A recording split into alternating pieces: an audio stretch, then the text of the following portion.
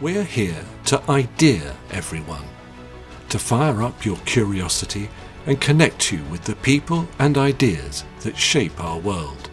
Watch, listen, understand, connect, create. Let's move the human story forward together.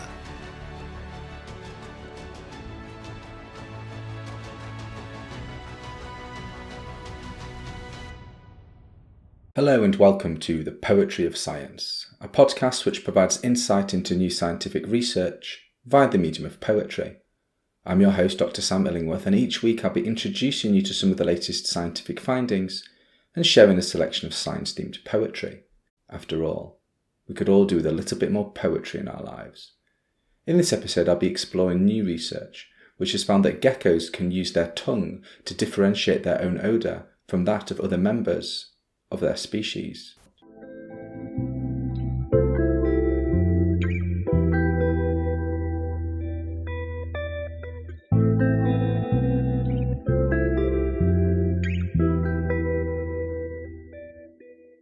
Climbing walls and flicking tongues, these lizards of the shade dance through selves, shedding scents like tails to taste the sticky prints of near and distant king.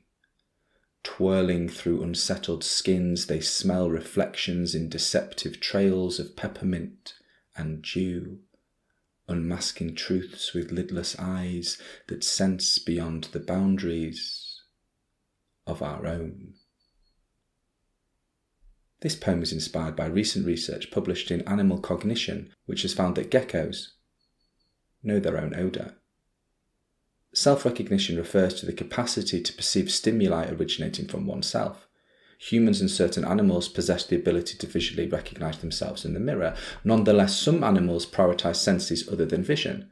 Among them, geckos, as well as other lizards and snakes, rely on their tongues to perceive chemical signals or pheromones from other individuals. For example, while climbing a wall, geckos intermittently halt to flick their tongues in different directions, enabling them to detect possible mates or competitors. Nonetheless, it has previously been unclear whether geckos can recognise their own scent, and therefore themselves, through the sense of smell. In this new study, researchers exposed geckos to various scents on cotton swabs. These scents included their own as well as those of other geckos, along with control scents such as water and peppermint. The geckos displayed two distinct behaviours in response, extending their tongues towards the swab with the odour and towards the surrounding area where they lived.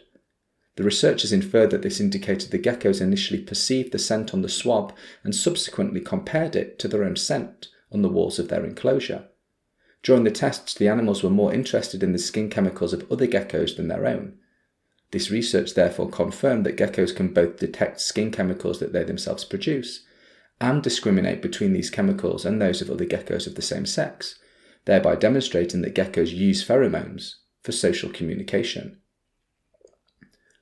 This research demonstrates that reptiles such as lizards have more advanced social and cognitive abilities than previously thought, with any evidence of self-recognition an important step in demonstrating that self-awareness is not unique to humans. Now that you've heard the science, let me read the poem to you again.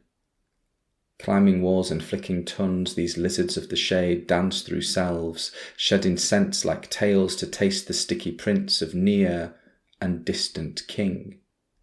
Twirling through unsettled skins, they smell reflections in deceptive trails of peppermint and dew, unmasking truths with lidless eyes that sense beyond the boundaries of our own.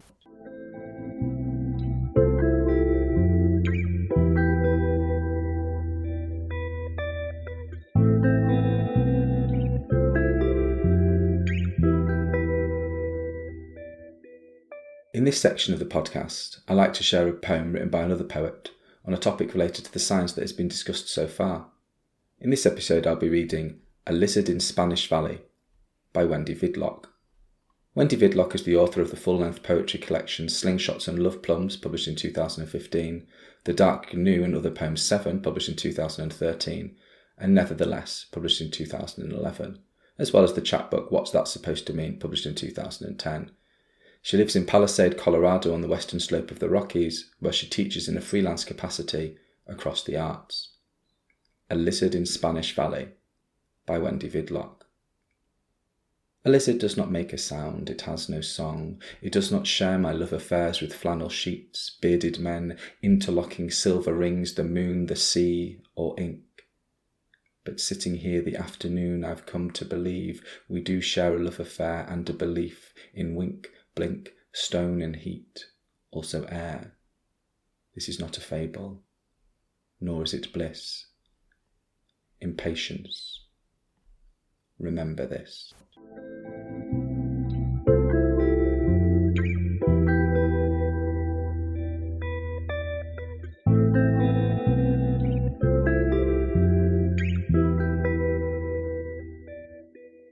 Thank you for listening to the Poetry of Science.